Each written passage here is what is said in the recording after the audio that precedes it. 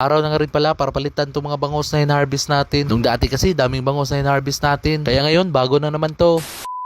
Kaya tara guys, samahan nyo naman kami sa aming gagawin ngayon. Bali, malayo-layo pala yung binyahin ng mga bangos na to. Kaya guys, itong mga bangos na to, bawal talaga to ma-stress. Grabe naman talaga itong mga bangos na to, ayaw magpa-stress. Kaya dali-dali na kami pumunta dito para makatulong sa kanila. Dami kasing bangos na ilalagay natin ngayon. Bali, dyan na lang muna nilagay yung mga bangos sa plastic na may oxygen. Kasi pagkatapos nyan, doon na yan ilalagay sa dagat. Kaya guys, marami talaga kaming tumutulong dito. Di rin talaga papahuli yung kaibigan natin si Diwata guys. Bali, mga 4,000 kabangos nga yung ilalagay natin dito. Kaya nga, marami-rami to kumpara nung unang harvest nila. Kaya nga, abang-abang na naman tayo pag nag-harvest sila ulit kasi anli bangos na naman. Grabe pa naman dito guys, pag nag-harvest, 1 year bangos na naman yung ulam natin. Kaya guys, ganito kami karami dito. Kailangan pa kasi yung ibaba dun mismo sa dagat. At bawal pa talaga yan ihagis kasi may stress talaga yung mga bangos na yan. Patay kasi tayo guys pag na-stress yan, lalong sasarap yan. Kailangan talaga dyan guys, may mag-aabot talaga. Ganyan talaga kaarte yung mga bangos na yan guys. At sa pagbaba niyan, kailangan dahan-dahan mo ring buksan. Ganyan talaga kadaming bangos yung ilalagay natin ngayon. Kaya nga, di na talaga mapigilan ni Aya ng bumaba. Kaya yan talaga yung pamaraan namin pag maglalagay kami ng mga bangos dito. Kahit dandahan na talaga kasi mamamatay talaga yung bangos na yan pag nabutas. Buti na lang, ang bait-bait talaga ni Aya. Grabe ka naman yan, sobrang bait mo naman. At syempre guys, ganun na pala kadami yung naibaba namin na bangos. Pero kulang pa yan, marami talaga yung mga bangos na yan. Tulong-tulong din kasi dito sa amin, ganyan kami kasuli dito. Ang sarap na talaga tingnan ng mga bangos guys, kahit maliliit pa sila. Pwede rin kasing ulamin yan, pero wag na muna. Sarap kasi yan pag lumaki guys. Kaya antay-antay lang talaga tayo kasi pag nag-harvest naman ulit, punta naman tayo dito. Sarap talaga dito pag harvestan na. Nakakatuwa talaga tingnan tong mga bangos. Sarap sa mata. Kaya ngos, bilisan yung lumaki dyan. Marami talagang nag-aabang sa inyo dito. At syempre guys, maya-maya hindi na talaga kinaya ni Diwata. Tumulong rin siya guys. Grabe talaga yung kaibigan namin si Diwata guys. Sobrang bait ng taong to. Sobrang dami na rin kasing isdang kailangan talagang buksan. Kaya maya-maya guys, di talaga patatalo yan si Diwata. Diwata to the rescue talaga yan. At syempre guys, inumpisahan na pala nilang buksan itong plastic na may laman ng isda. Sobrang happy na kasi talaga ng mga bangus guys kasi nakawala sila sa plastic. Pero syempre, di pa rin sila makawala kasi may mga malalaking lambat dyan. Kaya guys, dali-dali na binuksan ni Diwata yung mga plastic. Grabe, dami pa talaga plastic na kailangan buksan. Dami kasi nilang bangus na ilagay ngayon. Ganito din pala kasaya dito guys pag maglalagay na ng mga bangus. Ayun lang talaga namin nakita to kasi pag pumunta kami dito, harvestan na talaga. Ganito rin pala kalupit maglagay ng mga bangus dito. Akala din pala talaga namin madali lang. Kaya nga parang sisisi pa ata si Diwata na bumaba siya dyan. Wala talaga siyang magagawa guys kasi basang-basa na siya. Kaya nga binilisan lang nga nila. Grabe talagang plastic guys, parang wala katapusan. Kailangan pa talagang isa-isahin yan. At syempre guys, bawal din dyan itapon yung mga plastic. Baka kasi mamatay yung mga bangus dyan. Kaya guys, pagkatapos buksan yung mga plastic na yan, babalik talaga yan dito sa taas. Ganyan talaga kaastig yung mga bangus na yan guys. Kaya ito lang talaga masasabi ko sa mga bangus na yan. Boss, bilisan yung lumaki dyan. Marami kasi kami naghihintay dito. Paglalaki na yan, masarap na naman yung food tripan natin. Food trip overload na naman tayo. At syempre, ganito pamamaraan na talaga yung gawin nyo pag nag-aalaga kayo ng mga bangus. At syempre guys, maya-maya ay malapit na rin kaming matapos dito. Sobrang bilis kasi ni Diwata at Ayan guys, kaya malapit na talaga matapos. Kaya guys, ito na talaga yung mga bangus. Sobrang saya na nila tingnan. Kaya guys, magpakabait kayo dyan. Huwag kayong malilikot ha. Sobrang happy na talaga nila guys. At syempre guys, dito lang tayo nagtatapos. Kaya guys, maraming salamat sa panonood. Hanggang sa susunod na video. Paalam!